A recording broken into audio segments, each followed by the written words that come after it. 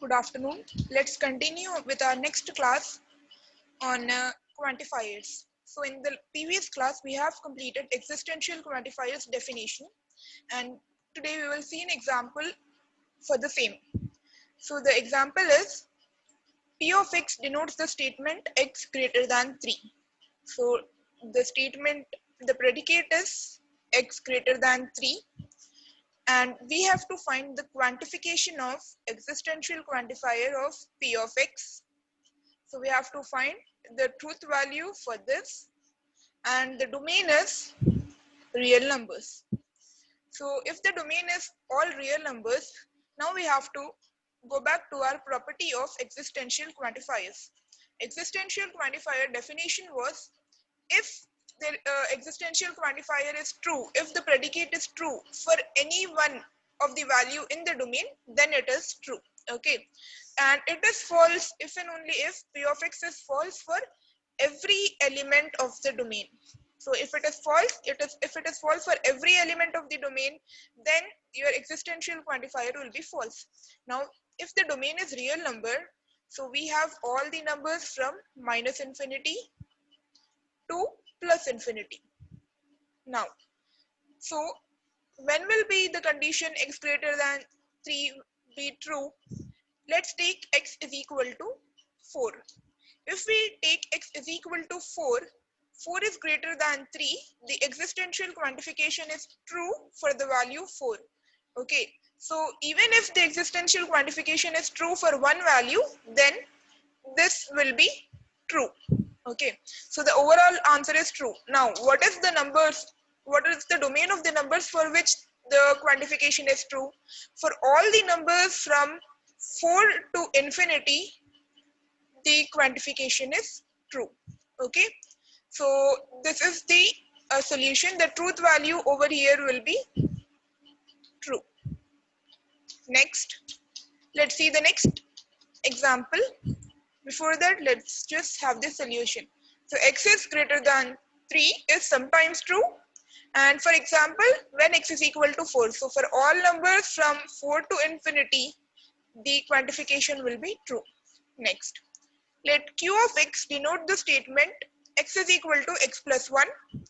Okay, so q of x predicate is x is equal to x plus 1, and what is the truth value of the quantification? There exists some x, q of x. So this is the question that we are supposed to find, and the domain is the same as the previous question, real numbers. Okay, so now if the domain is real number and we are saying that x is equal to x plus 1, if we take x is equal to 5, 5 is equal to 5 plus 1. This statement is false. If you take any real number from minus infinity to infinity, the predicate is false. Any number cannot be equal to the addition of plus 1 of the same number. Okay, so in this case, q of x, the solution for this problem is it is false for every real number, hence the existential quantification is also false. Let's see the solution. Q of x is false for every real number, hence the existential quantification is also false. Another important point to be remembered is if the domain is empty, then your existential quantification will become false. So the important word to be remembered is if it is empty, the domain is empty, the existential quantification is false, because there can be no element in the domain for which q of x is true. Okay, since there is no element, so it is an empty set or a null set, and there is no element for which q of x is true, hence existential quantification will be false for empty domain. Next. Now, summarizing universal and existential quantifier. So when will be the universal quantifiers? This is our universal quantifier. Universal quantifier, when will it be true? Whenever p of x is true for every x. So if you remember universal quantification, another way to represent it was for the domain value of x1, x2 and xn, p of x1 and p of x2 and so on up to P of xn. Okay, now each of them should be true, then only universal quantifier will be true. Okay, so this is the only scenario in which P of x is true for every x. And when will it be false? Even if one of them becomes false, then your conjunction will result in a false. So there is an x for which P of x is false. Even if there is one x for which your quantification is false, then universal quantification will become false. Now, let's move to the next existential quantifier. When will it be true? Existential quantifier, if you remember, it can be expressed in terms of or disjunction. So there exists x, P of x, can be written as P of x1 or P of x2, and so on up to or P of xn. Now, even if one of them is true and the rest of them are false, even then existential quantification will be true. When will it be false?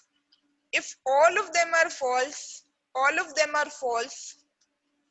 then existential quantification is false. Okay, so this is a summary, and you can refer to this summary when you just have to understand the concept. Next, apart from universal and existential quantifier, we have another quantifier, which is uniqueness quantifier. Now, what is uniqueness quantifier? It is denoted by the symbol exclamation E, inverted E exclamation, or inverted E subscript 1. And it states that there exists a unique x. So the name itself indicates that there exists a unique x such that P of x is true. Okay, or there is exactly one. So among the domain, if the domain is of x1, x2, and so on up to xn, then there is only one x which satisfies the predicate P of x. Only one x which satisfies the predicate P of x. So that is uniqueness quantifier. There are no examples, you just have to remember the definition and the symbol. Next. The next topic is quantifiers with restricted domain. So normally whenever we have quantifiers, we use an abbreviated notation to restrict the domain of a quantifier. In this notation, we use a condition for the variable. So there is a condition for the variable which must satisfy, which is included after the quantifier. So here is an example. So what do the statements? We will see each of them one by one. So this is the first one, second one, and the third one. So let's see each of them one by one. So first and foremost, for all x less than 0, x square is greater than 0. Now, and what is the domain? The domain in this case is also real numbers. So the domain is real numbers. For all x less than 0, x square is greater than 0. What does this mean? It states that for every number, real number, negative real number, right? X less than 0 means for every negative real number, the square of that number is positive. The square of that number is positive. Or it can also be expressed as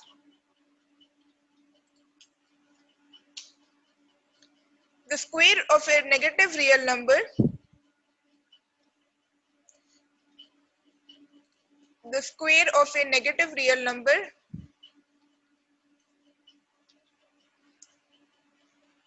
is positive.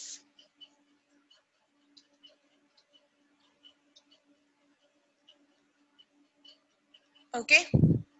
Now, so this statement can also be written in one more ways. For all x, if x is less than 0, then x square is greater than 0. Okay. It can also be expressed in terms of implication. If x is less than 0, then x square is greater than 0, if then form. Next, the next example is for all y not equal to 0. So there is an error in this symbol. It is not equal to. For all y not equal to 0, y cube is also not equal to 0. Now the statement is simple that if the domain is real number, in this case, the second solution, it can simply be written as the cube of every, this is the second solution, the cube of every non-zero real number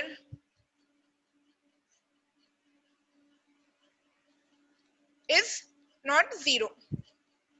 So any number which is not 0, the cube is also not 0. Okay, and the same, it can also be expressed in terms of implication. For all y not equal to 0 implies y cube is also not equal to 0.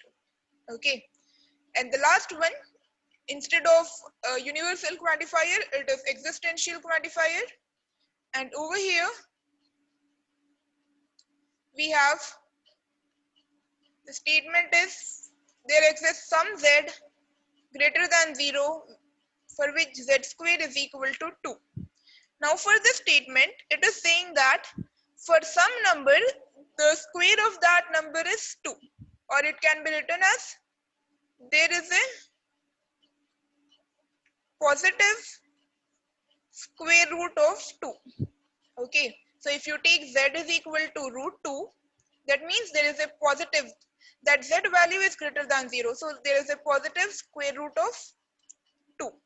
Now, in the case of existential quantifier, there is only one positive square root of 2, correct?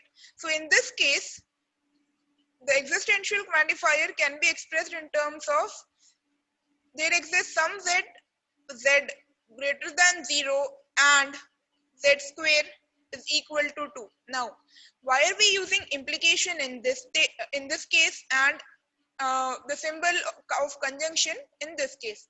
Now, the reason is because in the case of existential quantifier, even if one of these values satisfies, then our existential quantifier will be true. Hence, this is the reason we are saying. But in the case of the square of negative real numbers, here we have mentioned for every x, or the universal quantifier.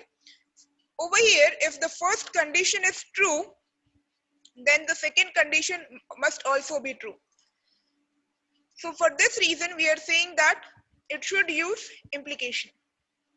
If the first condition is true and the second condition becomes false, so if this condition becomes false, then universal quantifier does not satisfy the condition. Hence, in this case, we need implication. So the solutions over here are written a bit clearly. The square of a negative real number is positive in the first case, and this statement is equivalent to the implication. Similarly, for the second statement, the cube of every non-zero real number is non-zero, and this is equivalent to this statement which I've already given. And finally, the statement for existential quantifier is a bit different. That is, we use the symbol and. Okay, so you have to remember that for universal quantification, restriction on universal quantification, it is the same as the universal quantification of a conditional statement. So for universal, let me just mention it over here. Universal quantification, restriction on that is similar to universal quantification of a conditional statement, while the restriction of existential quantifier is similar to existential quantification of a conjunction. So existential quantification of a conjunction. All right, after that,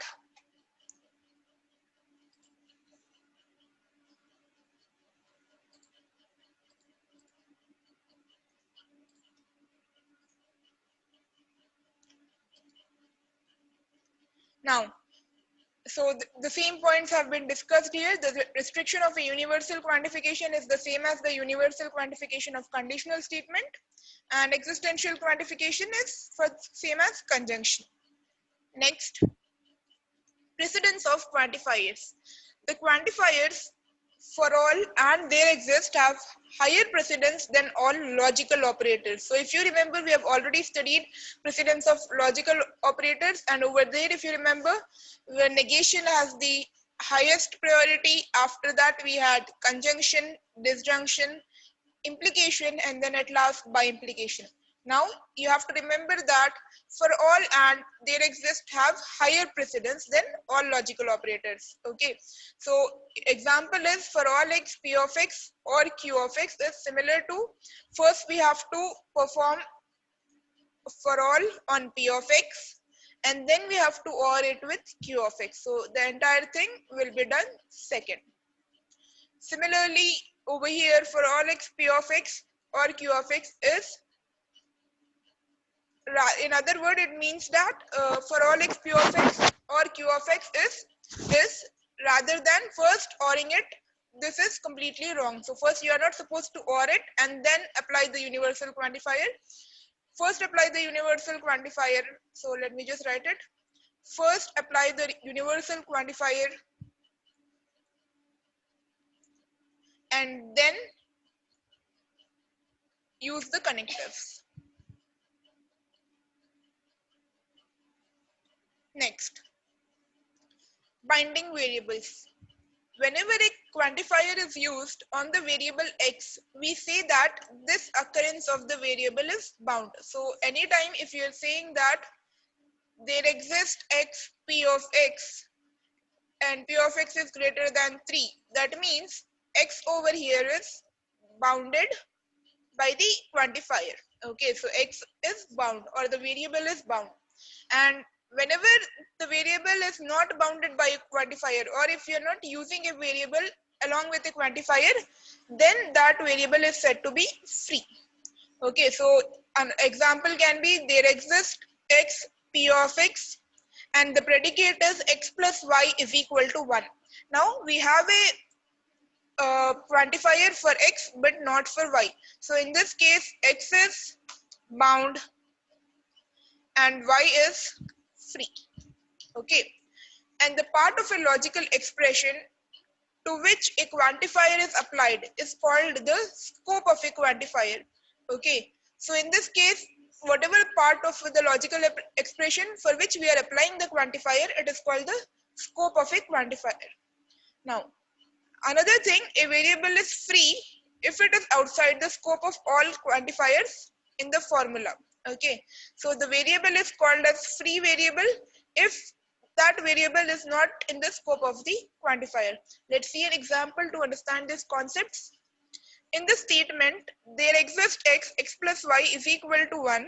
The variable x is bound by the existential quantifier and the variable y is free because it is not bound by the quantifier. And also no value is assigned to the variable. So y is free because there are two reasons. First, it is not having any quantifier. So there are no quantifiers. Second thing, there are no values assigned. There are no values assigned. Okay. Next. Now in this statement, there exists x p of x and q of x, or for all x r of x. So in this statement, all the variables are bound. Why? Let's see, the scope of the first quantifier is the entire expression. So we are applying the existential quantifier on this entire expression. And then again, the second quantifier is being applied on r of x. Okay, so the existential quantifier is binding, it is binding p of x and q of x, and the universal quantifier is binding r of x. Next, now the negation of universal quantifier. For negation of universal quantifier, let's see a statement. Every student in your class has taken a course in calculus. Okay, So since we are speaking about every student, we can write it as the domain is, let's just write over here, domain is all students in the class, and P of X is student X has taken calculus. So X has taken a course in calculus. It is mentioned over here. X is some student. And the domain is the students in your class. Now what will be the negation of the student? There is a student, not every student in your class has taken a course in calculus. Or if you are saying it formally, it will be, it is not the case that every student in your class has taken a course in calculus. Now, this is equivalent to, there is some student, okay, this statement is equivalent to at least, there is at least one student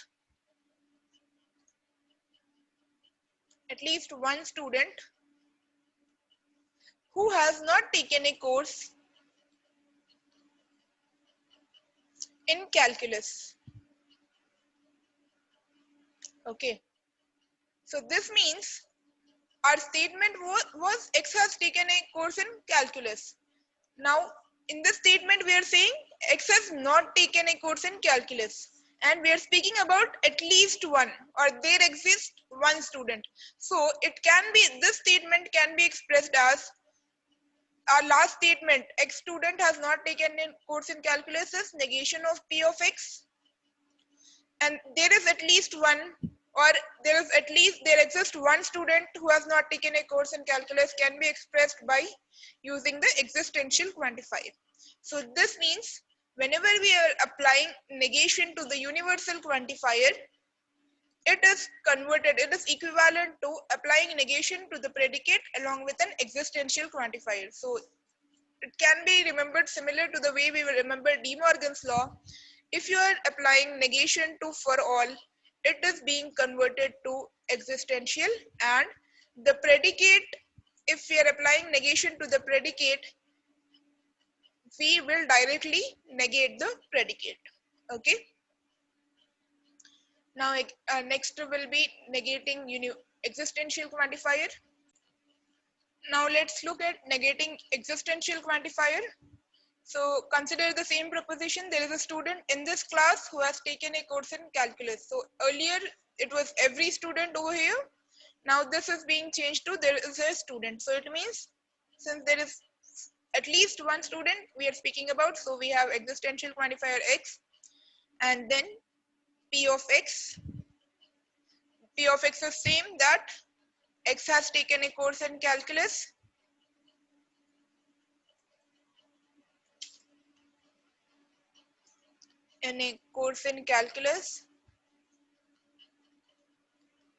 Okay, now the negation of the statement will be,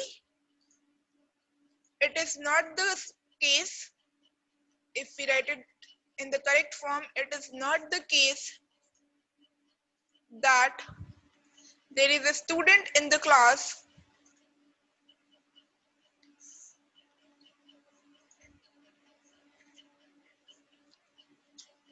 who has taken a course in calculus.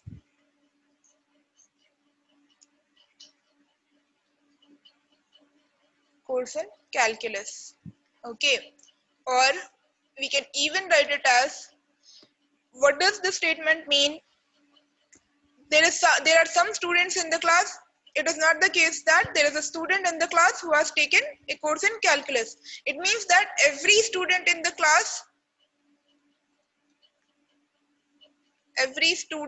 class has not taken a course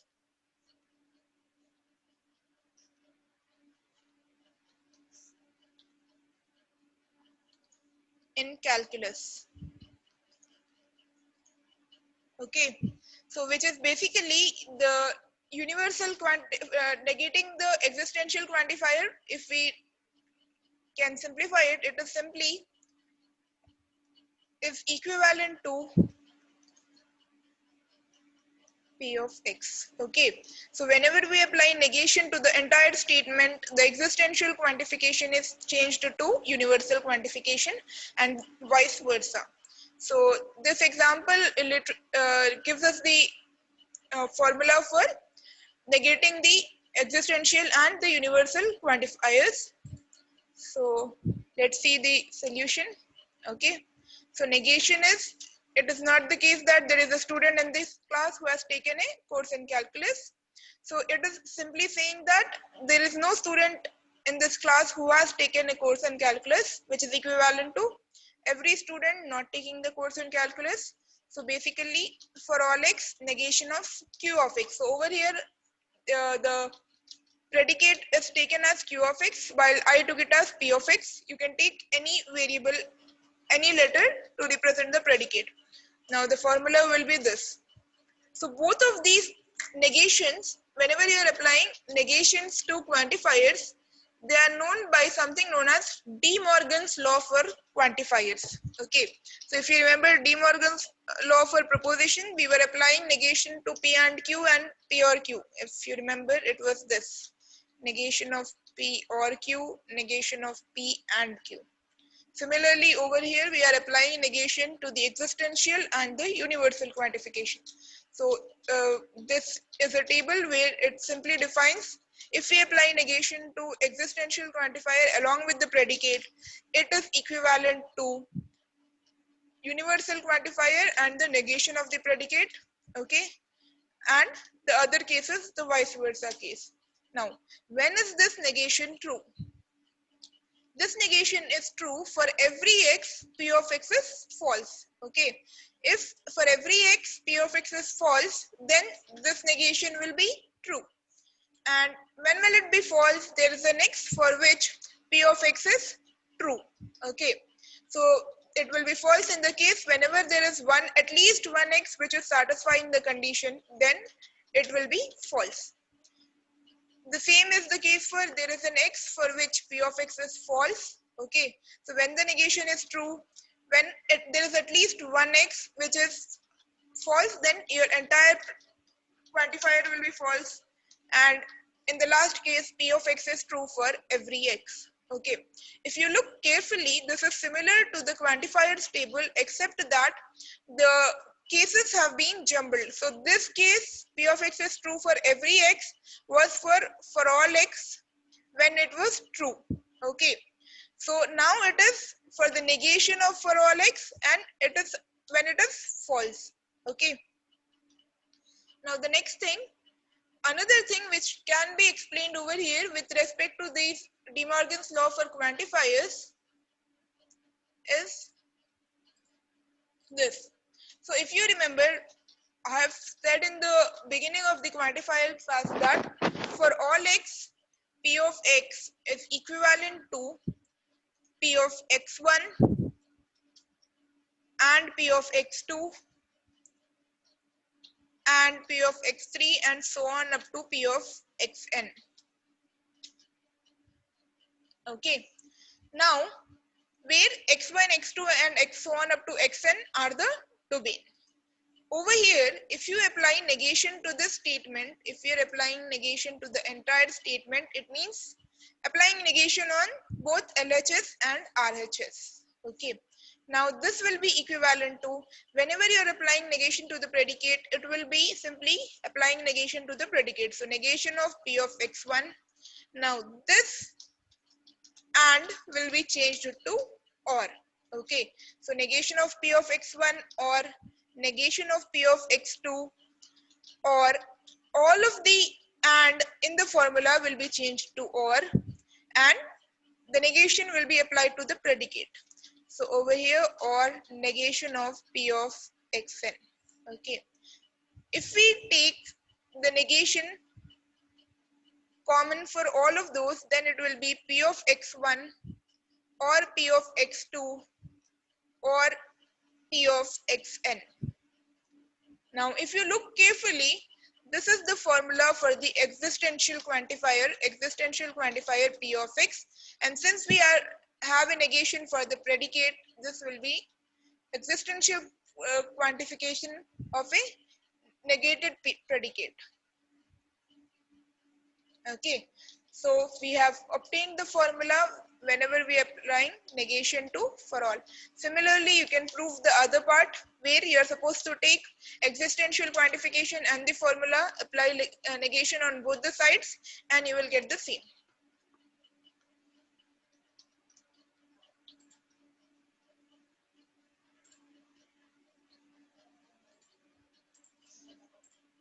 Next,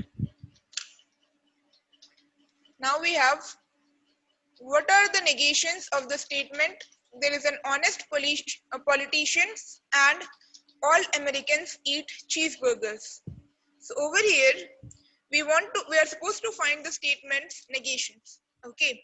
So for this, let's begin with the first one. There is an honest politician. What is the negated statement of there is an honest politician? So let's start. Let h of x denotes x is honest. Okay. And we are speaking about at least one politician being honest. So we can express this statement by using existential quantifier. There is an honest politician. Now what about the domain? So since we are speaking about politicians and we are saying at least one of them is honest, the domain will be all politicians. And since we already know for the negation for the formula, negation of existential quantifier is equivalent to the universal quantifiers along with the negated predicate. Okay, so this is the formula. So just apply the formula. We are saying universal quantifier. So it means all politicians.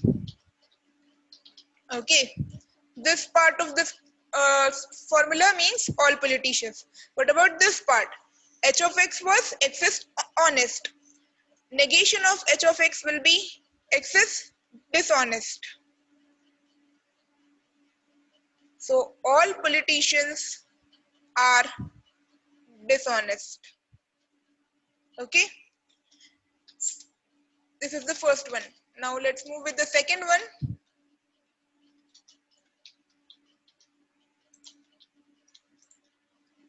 The second one was all Americans eat cheeseburgers. Okay, so for that we can take the proposition C of x as x eats. One more thing, the predicate can be any letter. It is not necessary that you take the same thing what I am supposed to take. So x eats cheeseburgers, and we are speaking about all Americans. So in this case, it is clear that the quantifier is universal quantifier. So all Americans eat cheeseburgers.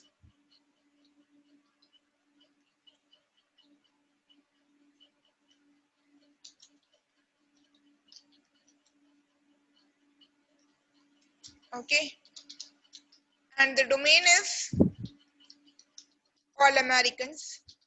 Okay, now since we are speaking about negating the universal quantifier, let's remember our formula. If we apply negation to universal quantifier, then it will be equivalent to existential quantifier along with the negated predicate. So x, the negated predicates means over here x eats cheeseburger, so negated will be x does not eat cheeseburger. So we just have to add does not eat cheeseburger. Okay, and we have existential quantifier. So we can say that there is at least one, or in simple terms we can say some Americans do not eat cheeseburgers. Okay, now let's see the solution.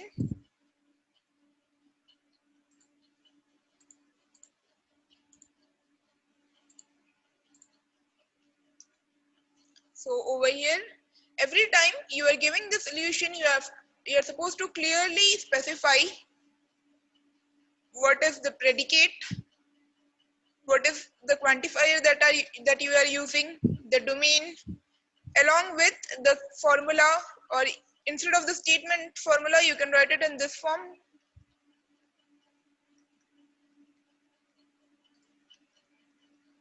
And then the solution. Similar over here.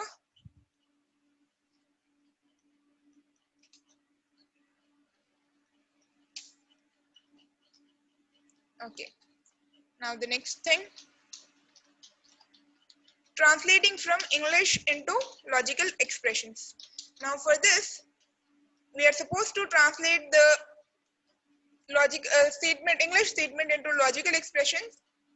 And the statement is, every student in this class has studied calculus. So over here, we are speaking about every student. So the domain is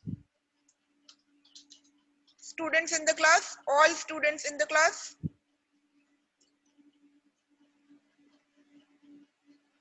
Okay, and our predicate is C of X.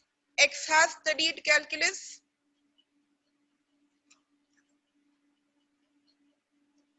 So for that, what will be the statement written as in predicates and quantifier for all X, C of X?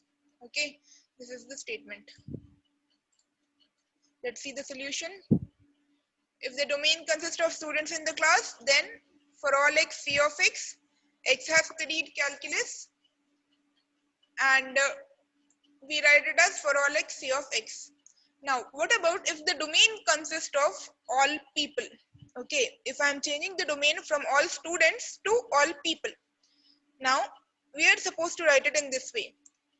For all X, S of X implies C of X. Okay, now what does this S of X means? S of X is student in the class. X is a student in the class. Okay, so for every person, if he is a student in the class, then he has studied calculus.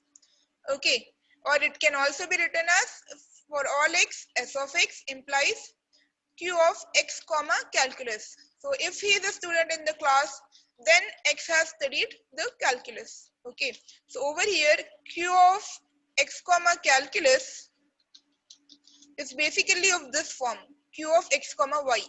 It means student X has studied subject Y. Okay, so subject Y, we are replacing it by the word calculus.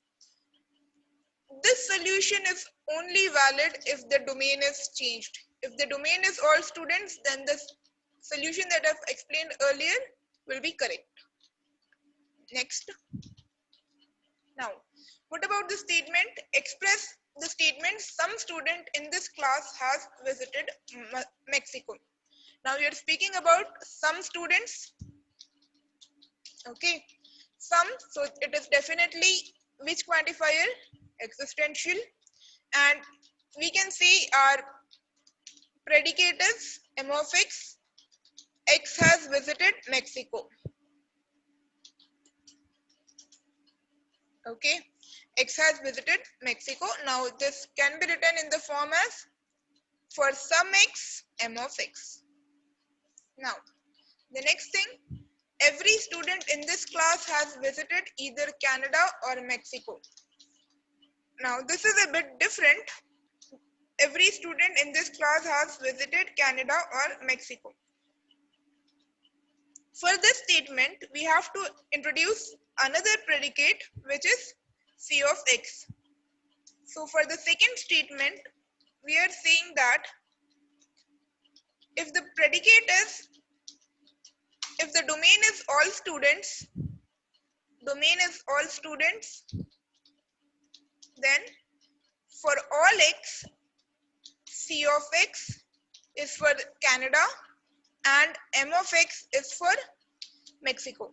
Okay, so this means that every student in this class has visited. Since we have either or, can we use and? No.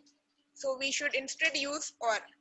Has visited Canada and Mexico, this would have been correct. So let's just change it.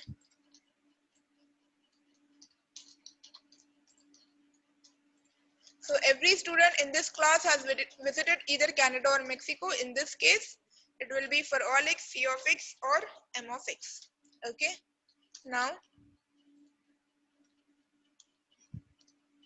first one is simple, for all x, m of x. In the second case, here in the solution, I am taking the domain as all people. If the domain was all students in the class,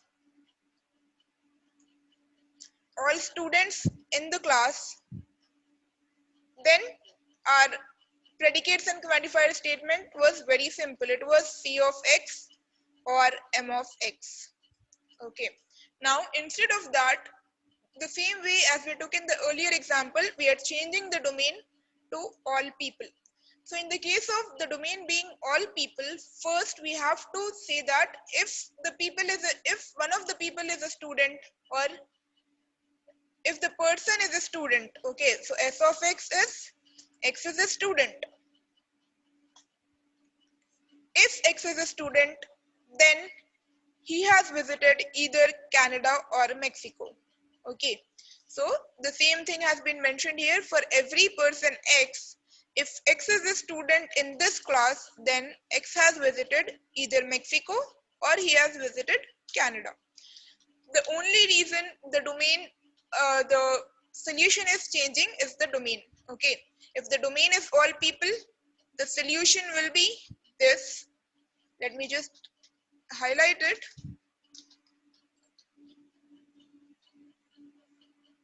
So if the domain is all people, the solution will be this.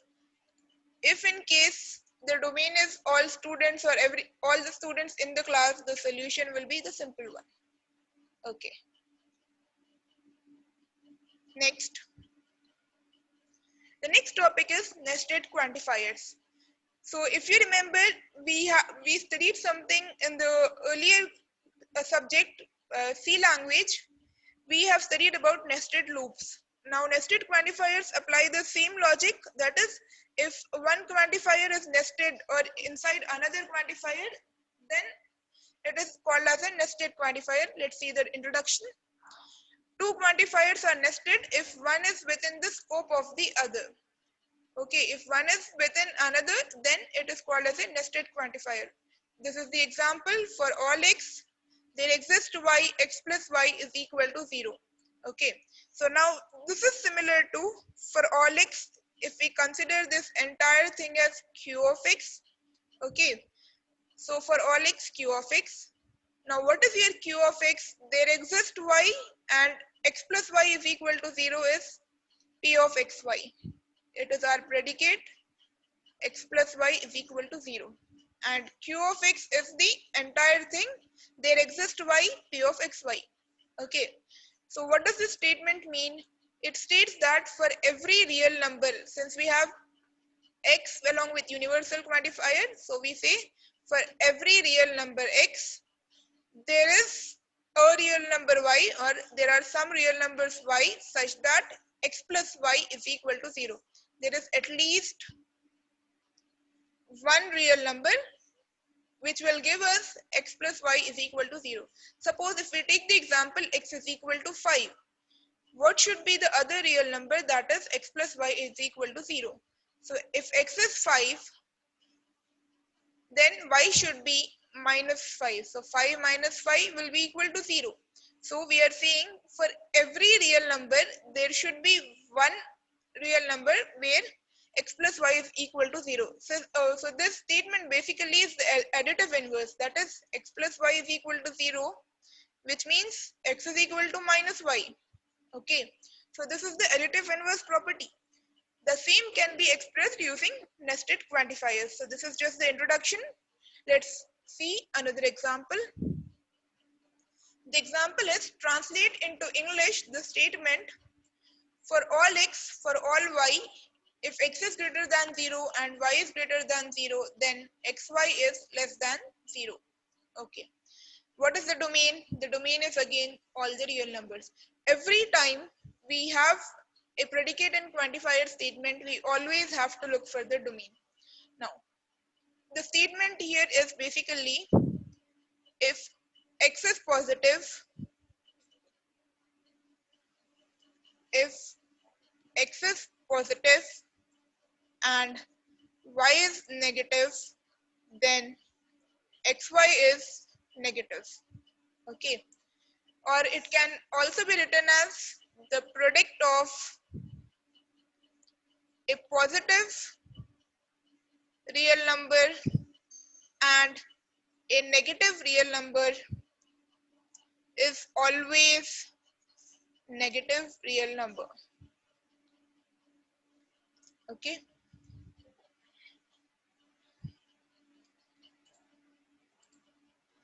let's see the solution. So the product of a positive real number and negative real number is always negative, or you can even go for it step by step. If x is greater than 0 and y is less than 0, then xy is less than 0. And for real numbers x and y, if x is positive, y is negative, then xy is negative. Then the next thing, what is the order of a quantifier? Now, the order of a nested quantifier basically means that which quantifier, if you're writing first and second, should be considered. So in the case of universal quantifier, if you're writing either for all x for all y or for all y for all x, both of them mean the same thing. Okay. Similarly, in the case of existential quantifier, for some x for some y, for some y for some x, it will mean the same thing. But what about if we are taking one of each, that is either for all y some x or for all x some y. So in this case, the order is very, very important. But in this case, even if you are changing the order or replacing the order, your statement will be similar. So let's see for these cases. If p of xy is the statement x plus y is equal to y plus x, what are the values of the quantification? For all x, for all y, p of xy, and for all y, for all x, p of xy. Now in this case, let's see the solution. So over here, if we consider the first scenario for all x, for all y, p of xy, it is similar to for every real number x and y, for every real number x and y, x plus y is equal to y plus x. Now this is the commutative law for addition. Commutative law for addition, which is simply a plus b is equal to b plus a. If you add two numbers in any order, it will give you the same result. So we are going in the form x and y. Now what about y and x? It can be for every real number y and x, x plus y is equal to y plus x.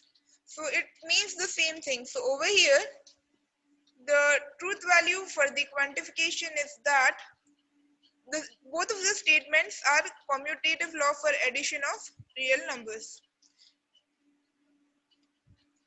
Next, here we have the solution, that is for all x for all y p of xy and for all y for all x p of xy, they have the same meaning and both of them are true. Okay. Next, what about let q of xy denote x plus y is equal to 0? What are the truth values of the quantifications for some y for all x and for all x and some y? So these were the two examples which are not similar. Okay, so let's see this. Over here, the first statement for some y for all x q of xy, this denotes the proposition there is a real number y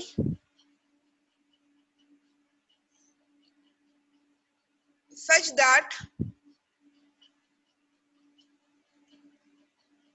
for every real number x q of xy. Okay, which means basically what we are saying is whatever value of y is chosen, there is only one value of x for which x plus y is 0. Okay. Normally, whenever we choose some value of y, if y is suppose 5, okay, then for every value of x, for every real number, x plus y is equal to 0. Okay. So in this case, over here, if we take y is equal to 5, then if x is 1, 2, 0 or any other number, if x is 1, 2, 3, anything other than minus 5, this statement will be false, correct? So over here, for some y, for all x, q of xy, q of xy is false. Why? Because if you take any value of y, if you're taking it as 4, then only x is equal to minus 4 will satisfy the solution x plus y is equal to 0. Other than minus 4, there is no other number which will satisfy the equation x plus y is equal to 0. But this statement is saying the opposite scenario, that if you take 4, then every value of x should satisfy. So if you're taking y is equal to 4, then all the real numbers, if x belongs to the set of real numbers, all of them should satisfy this condition, which is not possible. Hence, this statement is false. Now, what about the other statement? For the other statement, which is for some x, for all x, there is some y, q of xy. Okay. Now, this statement means that for every real number x, there is a real number y, there is a real number y such that q of xy. Okay. So now if we take x is equal to 5, there is some real number which is minus 5, which will make our x plus y is equal to 0. What about x is equal to 4.2? There is y is equal, we can take y is equal to minus 4.2, and then again x plus y is equal to 0. For every real number x, there is some real number y which will always have x plus y is equal to 0. So this is the same additive inverse property, and it has been clearly expressed by this: for every x there is some y. So this one can be true, while this one is false. So by now you can understand that if we are taking two different quantifiers and changing their order, it won't be equal. But if we are taking two similar quantifiers and we are changing the orders, then they are similar. I'll just explain it over here in the corner. If you are taking for all x, for all y, then it is similar to for all y, for all x. Okay, both of them mean one and the same thing with any predicate p of x. Similarly, for some x, for some y is similar to for some y, for some x, for any predicate. Both of them are equivalent. But what about in the scenario for some x, for all y, and for all y,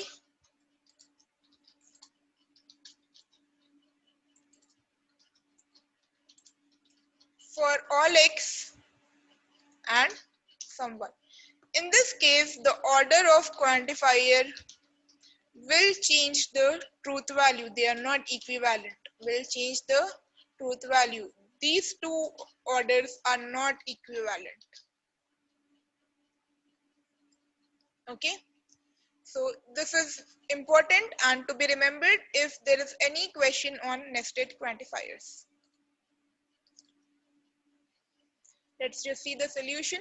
So as I have said, the earlier statement is false and the next statement is true. Now, quantification of two variables, the same thing that I have explained. For all x, for all y, both of them are similar, and it is true if for every pair your predicate is true, and it is false if there is only even one of them being false. The same in this case, it is true for even one value, false for all the values. In this case, you have to recognize the problem. For every x, there is a y for which p of xy is true. Okay, and there is an x such that p of xy is false for every y, and the opposite case in the third one. Next, translate the statement, the sum of two positive integers is always positive. So over here, to translate this statement into logical expression, we first have to rewrite it. So to rewrite it, we can write it in this way. For every two integers, if these integers are both positive,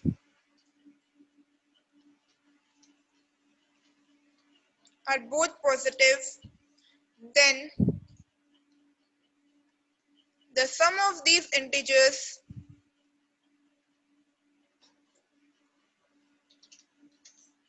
is positive. For every two integers, if these integers are both positive, then the sum of these integers are positive. Now, what are the two integers? Let us take them as x and y. Okay. We are speaking about every two integers, so we know that we are supposed to use universal quantifier. So for all x, for all y. Now we are speaking about positive integers, so we have to write x greater than 0 and y greater than 0. If both of them are positive, then we are using if then. So if then, which means it is by implication, then the sum of x plus y is greater than 0. Okay. Or else, in this case, the domain is all integers. What about if the domain is just positive integers? So z plus. Okay, z is for integers, z plus. In this case, we can directly write for all x, for all y, x plus y is equal to 0. Okay, and this is the solution for the domain being positive integers. This is the solution for the domain being all integers. Let me just give the solution. Yes, domain being all integers, the solution is this. The domain being only positive integers, the solution is this. Now, English sentence into logical expressions. Express the statement, everyone has exactly one best friend. Now, in this case, first we have to rewrite it in such a way that we understand, we include some kind of variable. So for that, we can write it in the form, for every x, person x has exactly one best friend.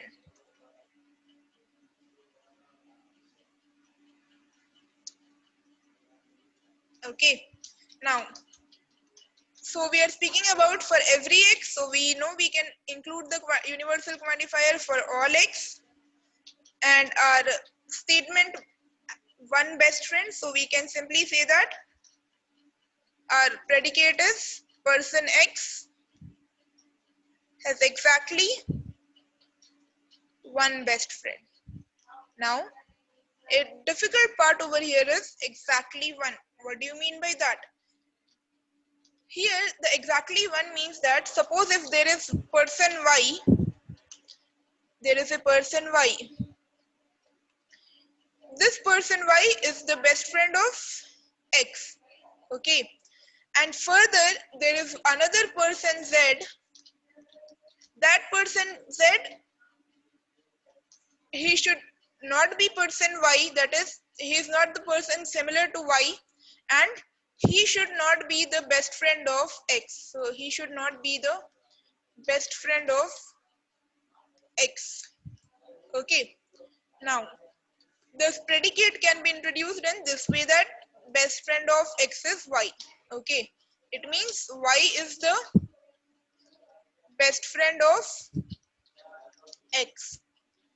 Now, how are we supposed to write it in terms of predicate and quantifier if there is at least one person Y such that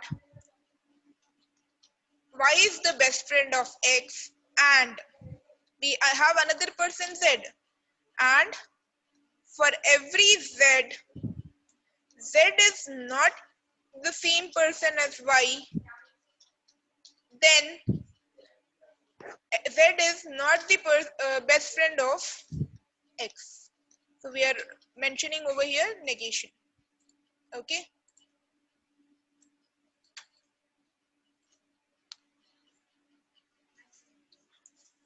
Let's just be done with this. So this is the solution. For every person X has exactly one best friend. This is the predicate. Person X has exactly one best friend. And then Y is the best friend of X. And we are applying negation. And here over here Z is not equal to Y. Okay. This is an error. Z is not equal to Y. So Z and Y are both not similar persons. Okay, thank you. We are done with nested quantifiers. Next class we will begin a new topic, which is sets.